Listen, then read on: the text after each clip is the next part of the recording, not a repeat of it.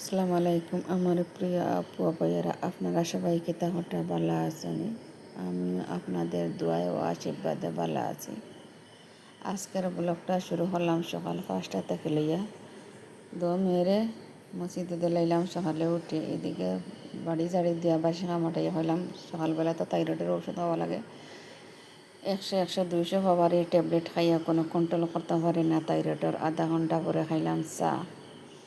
আমি তেজপাতা দিয়ে চা খাই, তুলসী পাতা দিয়ে খাই, লেবু দিয়ে রস দিয়ে চা খাই।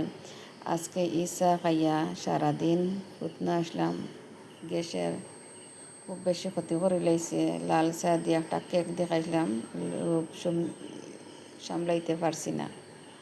আর সব বাসি কাম শেষ করে আই গেছে। এখন আমি ফাঁক গড়ো আইয়া হইয়ার আজকে কিতা রান্না হতাম। আজকে তো নিরামিষ দেখে আপনারা বাইরে বাজারও যাইতে পারছেন না, অনেকখানি একদের বললাম তে গড়া আছে পনিরতে আজকে পনির রান্না করলাই। তো আমার ঘরের সবে পনির খাই, কিন্তু আমি খাইতে পারি না। আবার পনিরের জোল যেটা তাকে মটর দিয়ে, কাঁচা মটর দিয়ে বা অরলের বেশি দিয়ে রাঁধিলে খাইতে পারি। আর শুধু যেন রাঁধিলে যেন পনির আমি কোনো সময় খাইতে পারি না। আজকের পনির যেন ওলা মজা হয়েছে, আর কিতা খাইতাম বালাও হয়েছে, সবে খাইছে।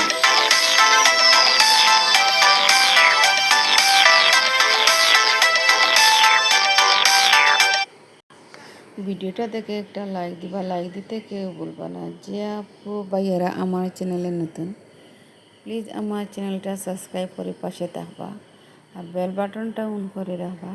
সময় সুযোগ করে আমার ভিডিওটা দেখতে পারবা। আর আগে থেকে যারা আমার ভিডিও দেখে আছেন তারা কাছে আমার অসংখ্য ধন্যবাদ। যারা এখনও দেখছেন না, প্লিজ দয়া করে একটা কমেন্ট, একটা লাইক করিয়া যাইবা। আর এদিকে দেখো আপনার লাগে মাতি আমার লিচিটা কষাই লিচি, সাথে দিলাইছি টমেটো। আজকে কাঁচামরিচ নাই, আনা কাঁচামরিচ আজকে রান্দাওয়ার। আপনারা বাইরে কইয়া দিলে বেশ করে কটা লই আইবা, গড়ে পড়ে ফসি যায়, ফ্রিজ নাই তো রাখার। আর এদিকে দেখো পনির ইসেন আগে মশলা খান ভাজা করছি তেলে ফেলাইয়া।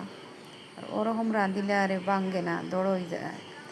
আর আনা ভাজা করিয়া যদি রাঁধিলাও তাই বাঙ্গি যায়। আর তাহলে মাছকে ওরকম রাঁধিলাই মশলা খান ভাজি করি, তো পনির রাঁধি লাইলাম। আর আমার ছেলে যাইতো গিয়ে হরি সব কিছু আর আয়োজন করা ওর যাওয়ার লাগে যাইতো। আসলে শুক্রবারে যাওয়া পড়ছে না, বৃহস্পতিবারে যাওয়া পড়ে গেছে।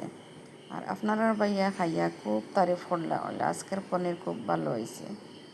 আর এদিকে দেখো স্কুল বন্ধ হয়, আপনারা ভাইয়া একটু আমার সাথ দিতে আর সময় পাও। তার কালকে আরে গেছেন না কোনাখানো হইলাম, তো সবজি বাগানও যাই গিয়ে এবার লাইলমা সবজি বাগানও সব কিছু পয়লা বের দেবো হয়েছে না ছাগল গরু। যারা আপনারা ভালো থাকা সুস্থ থাকা, আল্লাহ হাফিজ, আসসালামু আলাইকুম।